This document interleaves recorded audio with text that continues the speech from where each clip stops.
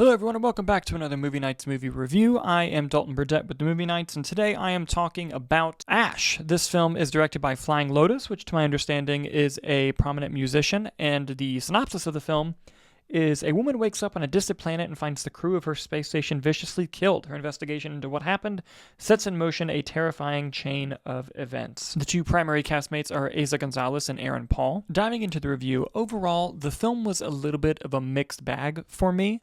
There's a lot of things to really like and a lot of things that were left me kind of disappointed and a little bit more to be desired. But let's start with the positives first. One, Aaron Paul and Eiza Gonzalez do an incredible job. Their performances are amazing, particularly Eiza Gonzalez, who gives what might be one of the best performances of her career. I mean, she's given plenty. She was great in Ministry of Ungentlemanly Warfare. She was great in Baby Driver. She's given a plethora of great performances, but she commands the screen in this movie. I also enjoyed the mystery surrounding the film. It opens up after an incident has happened, and it slowly tries to piece together what it was that happened throughout the film, and the reveal at the end of the movie is pretty awesome, and I do think it was the best way to tell that story. I think if it was told linearly, it would not be as interesting. One thing I really want to shout out on the movie is the cinematography, and the cinematographer was Richard Bluck. Did an amazing job. The movie looks gorgeous, and the set design, the art direction, everything about the film on a technical level really worked. There was some wonky CGI towards the end of the movie, but other than that, it is a very visual experience, a very trippy experience as well. Flying Lotus, I believe, also did the music for the film, and I really enjoyed the score and the atmosphere of the music that the movie provided. The script for the film has a lot of good and a lot of bad, and I think that's where I'll kind of transition into some negatives here. For the good, the film really earns its expositional moments, because in a high-concept kind of sci-fi style film, you obviously have to have moments of exposition where you give the audience details as to what's going on, but it made you have the intrigue for that exposition first. When the movie opened, you want to know who this girl is, you want to know what's going on, you want to know these things, so that when you get the information, you were kind of yearning for it, and it's not just stopping the movie to tell you something that you're not really interested in.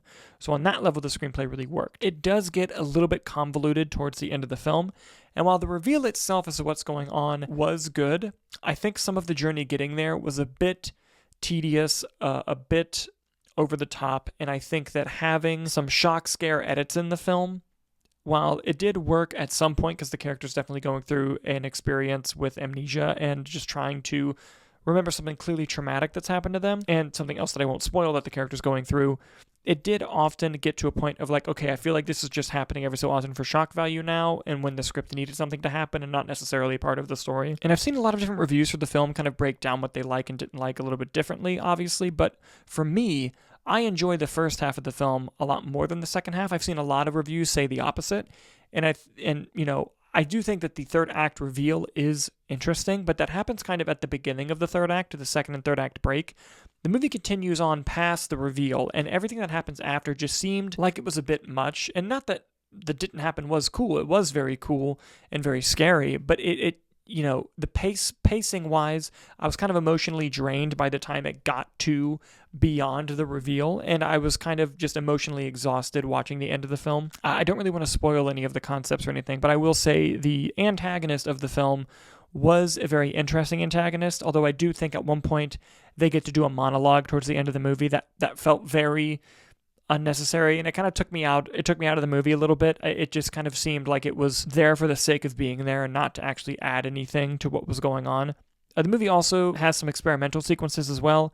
Experimental filmmaking is going to be hit or miss with you. I don't love it typically, but I thought it worked fine for the vibe of the story that they were telling. Overall, while the film does have some really great performances and extremely well done technical value, especially in the cinematography, I do think that the story and the pacing of the second half of the movie do leave more to be desired by the end of it, and it turns out to just be a very okay movie that I may revisit in the future, particularly alone for the visuals and technical aspects of it that were just really well done. I would be interested in seeing what Flying Lotus does next. This was a very original feeling film, and I don't imagine the budget was too high.